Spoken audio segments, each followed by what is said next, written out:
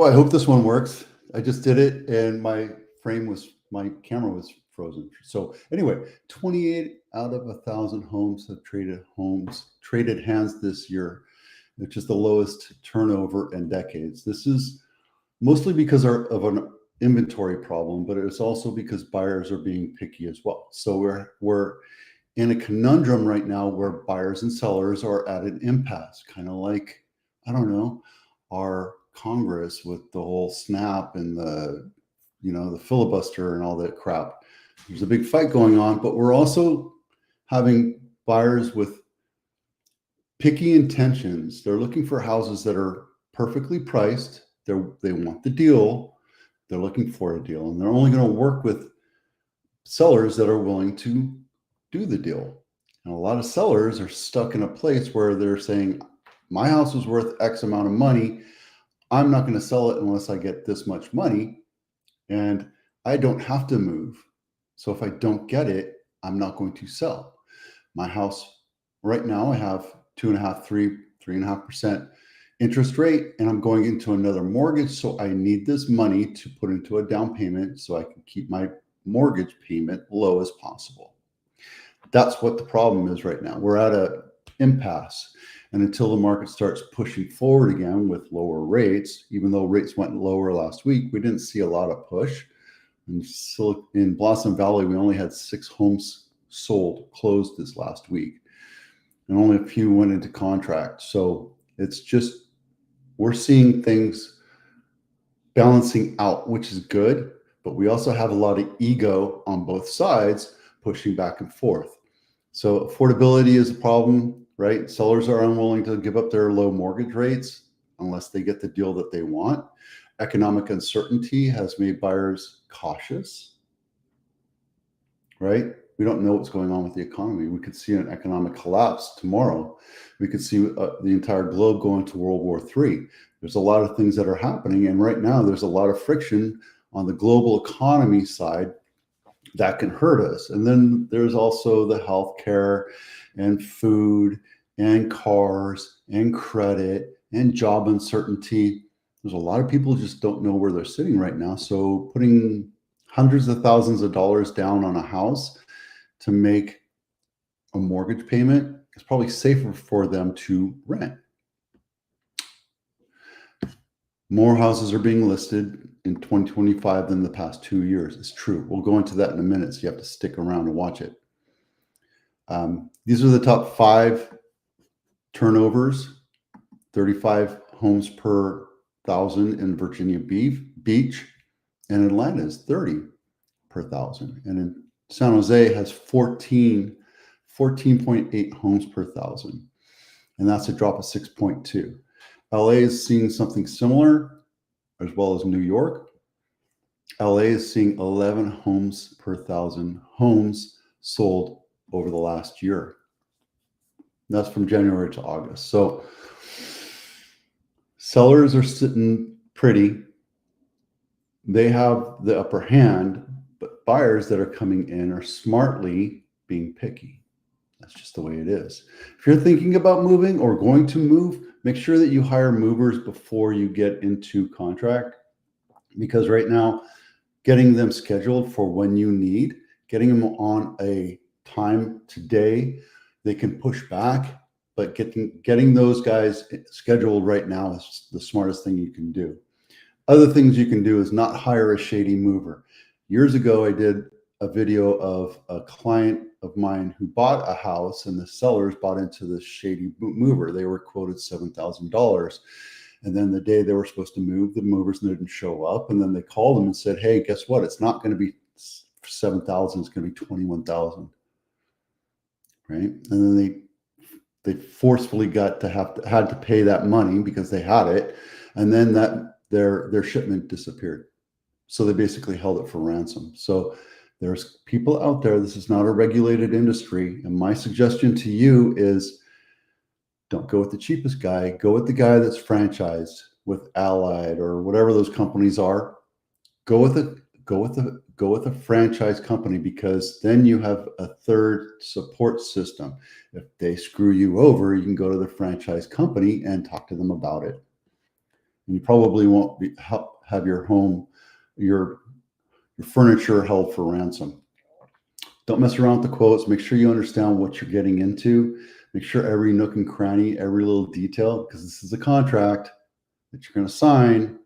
Make sure that everyone is understanding of what's going to happen. Like if you're going to pack or they're going to pack, etc. If you're going to pack, don't pack too much stuff. Get rid of half of your stuff, right? There's paperwork, there's photos and pictures and old furniture that really need to be given away or donated or sold or burned in a big bonfire. Get rid of half of your stuff. One, it's freeing mentally. Now you're in the mode of moving. And then two, it signals to the buyer, hey, this house is set up, ready to go. I've walked into homes where they're not packed up and their home is, they're still living in it. So they have stuff all over the house. They have more than 3 things on every surface, and it's just crowded. It feels crowded. It feels like they haven't really gotten to the moving part. And that is key. Our job is to help you move. Get into the mindset that you're going to move. You need to start packing stuff, getting rid of stuff, getting rid of the old crap, donating it, throwing it away. Schedule your move well in advance. I say before you get into contract, but once you get into contract, call up movers, get quotes, decide how you're going to go. All right, do it now, and you can always push those dates back. And pack up all your stuff that you don't need. If you know you're going into the winter, you're going to need your parka and your winter boots and your winter clothes. Get rid of your summer gear.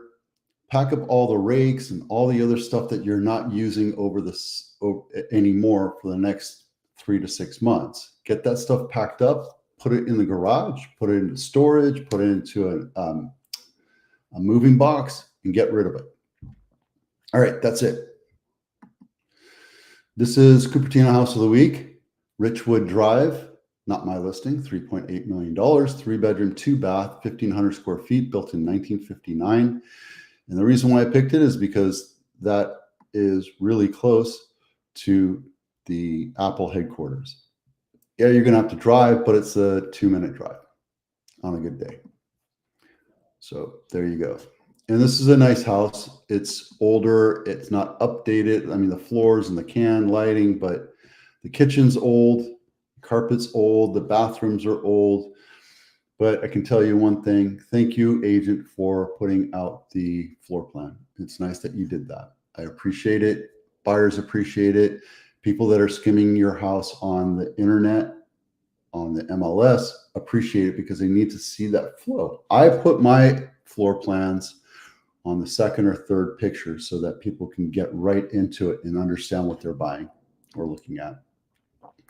This is Willow Glen House of the Week. This is gorgeous. It's $3.2 million, 4-bedroom, 1-bath, 1 full and 1 half bath, 2,400 square feet, built in 1900. This is a beautiful house, and it's walking distance to Lincoln, which is the main street. And there you go. Just a beautiful house. Everything about this house, every nook and cranny is just fully detailed. It's gorgeous. I would love to have this house. Let's go back up here.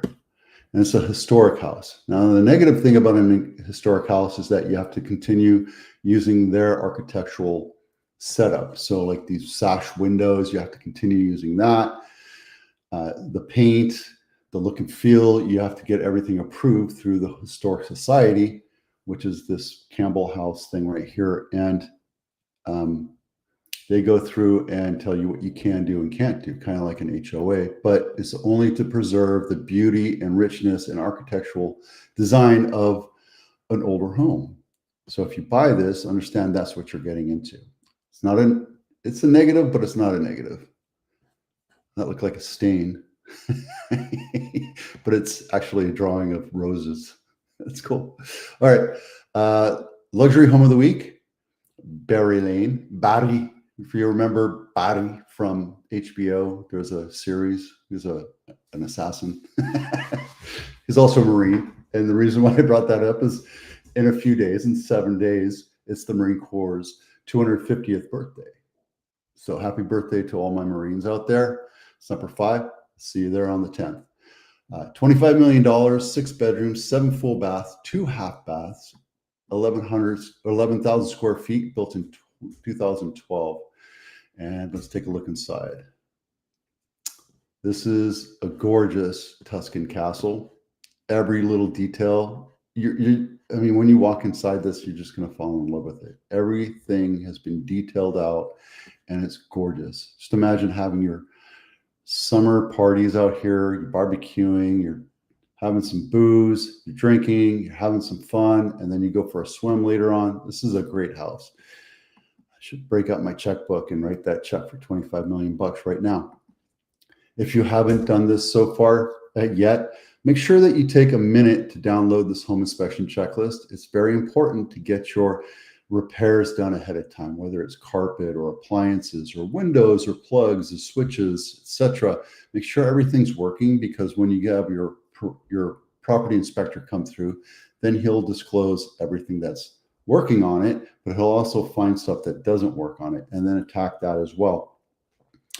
Get stuff done. Get the little things fixed. Get the big things fixed, because buyers right now are being very picky. If they see one little scratch or dent or crack in the walls, they're going to start looking a little bit deeper into your house. Get it fixed now. Yep, there you go. Okay, 45th week of the year. We're pacing 153 closes in single-family homes in Santa Clara County per week. In 2024, we were pacing 159. In 2023, we were pacing 137. We're below last year's, and we're far below where we were in the pandemic. If you remember, this first article we were talking about was talking about the pandemic levels. That was a firestorm. It was totally different, right? We have higher interest rates. We have less homes for sale. We have picky buyers. We have stubborn sellers. We have people that are not coming to an impasse, coming to come together. And that's the hardest part about being in real estate, is waiting for the right buyer to come along and understand, I want to work a deal with you, but it's going to be on my terms, etc. So we had 134 homes go into escrow last week in Santa Clara County. Alameda and Contra Costa are way above that, 142, 148. Everything else is kind of pitsky. San Benito had 6 homes go into contract. That's the same as Blossom Valley, Area 12, where I live.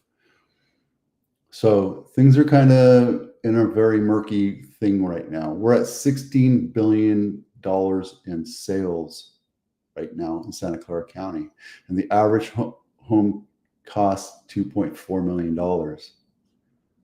And the average median is $2 million, basically, right? And it takes 20 days to sell. Same thing in Blossom Valley, 19 days. Average home in Blossom Valley is $1.5 million. So we have a lot more homes that sell under 2 million than we do over 2 million. And Contra Costa, let's see, Napa, we had 663 sales so far. That's 10% of what Santa Clara has done. Right? They had 16 sales this week, and it takes 73 days to sell. It's the best place to buy a house if you're looking for a deal. The only thing is you're going to have to drive a little bit if you work down in Silicon Valley. But Napa's gorgeous. How can you complain about living in wine country? Same thing with Sonoma. You can get a house 97 cents on the dollar, and we've had 58 sales so far this year. And how many closings? Oh, we've had almost 3,200. So half of what Santa Clara County does. And the good thing about that is the average price there is $1 million. Far better than 2.4. And you're kind of close to the country. So there you go. You want to learn more? If you want me to start looking at different types of statistics, I'm happy to help you out with that. Just let me know, because I'm happy to help you out, walk you through something so you can better understand it. And that's it for now. Thanks for watching. I'm Vito with Abitano. Thanks for watching. We'll see you out there.